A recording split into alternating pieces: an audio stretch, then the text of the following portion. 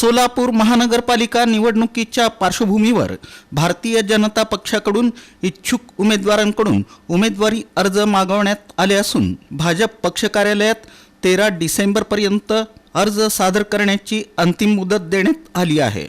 या पार्श्वभूमीवर शिक्षण क्षेत्रात उल्लेखनीय कार्य करणारे अजय पोन्नम यांनी प्रभाग क्रमांक 10 आणि 11 मधून निवडणूक लढवण्याची इच्छा व्यक्त करत भाजपकडे उमेदवारी अर्ज दाखल केला।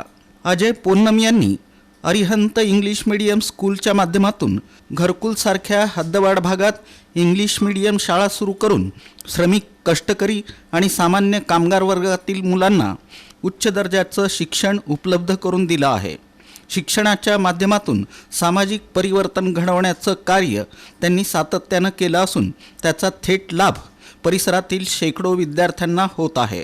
शहराच्या विकासात शिक्षण, मूलभूत सुविधा आणि नागरिकांच्या प्रश्नांसाठी प्रभावीपणे काम करण्याच्या उद्देशानं आपण निवडणूक लढवत असल्याचं अजय पोन्नम यांनी यावेळी सांगितलं। शुक्रवारी भाजप कार्यालयात त्यांनी अधिकृतपणे इच्छुक उमेदवार म्हणून अर्ज दाखल केला।